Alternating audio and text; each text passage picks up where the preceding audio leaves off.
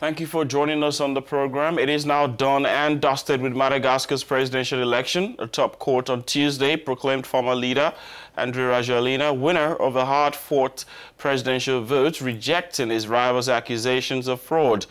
Rejecting all complaints filed over the results, the court said Rajoelina won with more than 55% of the votes. Rajoelina's main challenger, former President Marc Ravalomanana, received more than 44% and had denounced the runoff results, alleging fraud.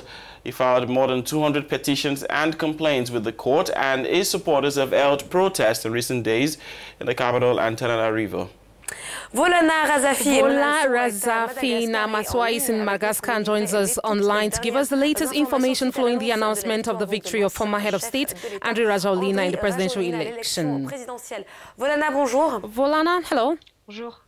Madagascar woke up this Wednesday to a new president. It is the beginning of a new era, full of hope for the Malagasy people who clearly sanctioned the previous regime.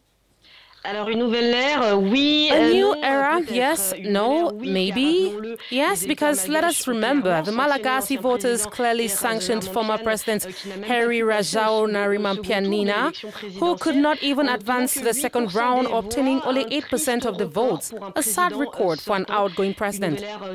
A new era, no, because as you mentioned, Andry Rajoelina already led the country between 2009 and 2013.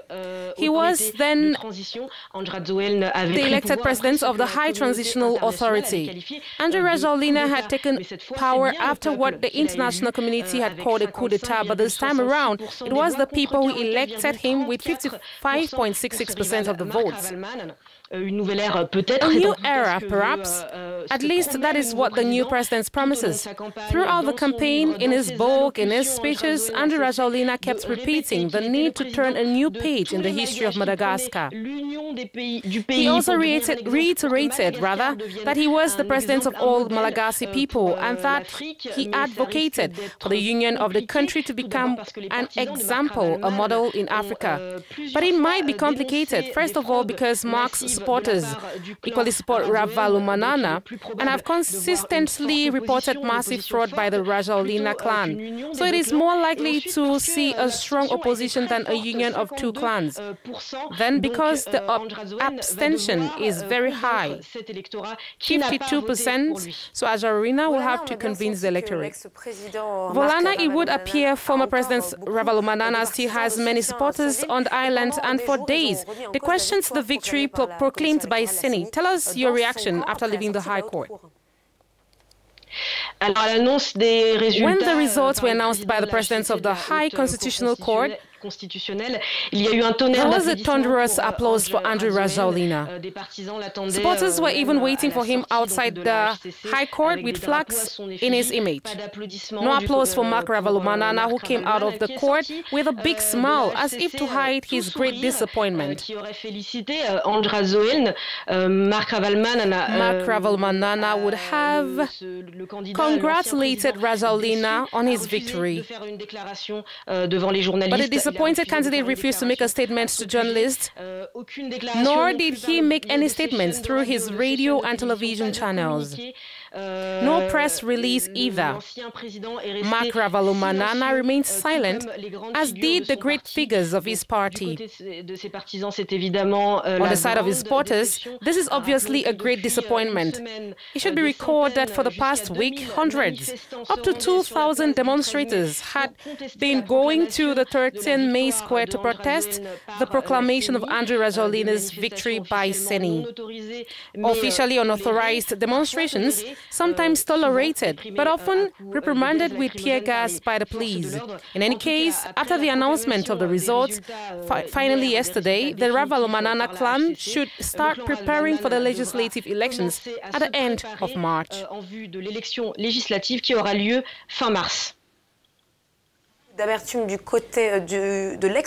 Before soliciting the votes of Madagascans, Andry Rajoelina had undoubtedly thrown light on what he intended to do in case he won the election. Here we are. Which are his priority projects?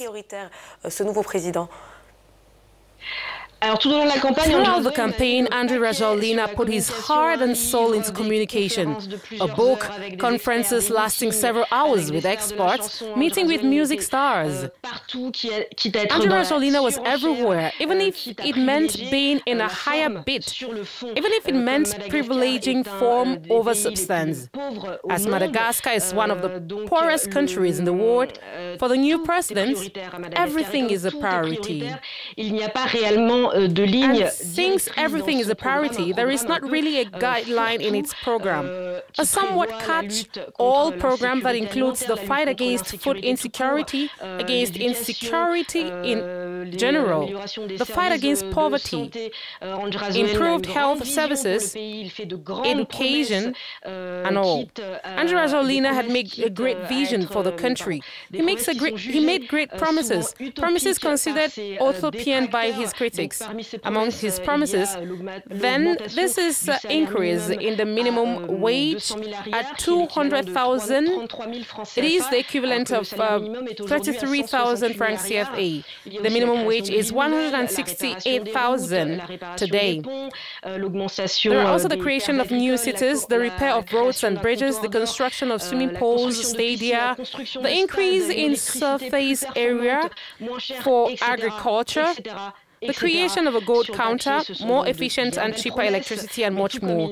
On paper, these are beautiful promises, but just as he never declared the origin of his campaign funds, Andry Rajoelina never said where he would find the money to finance these ambitious projects. We are going to have to let you go at this level, Volana. Thanks for the details. Volana is our Africanews correspondent from Antananarivo. Volana is Africanews correspondent in Antananarivo.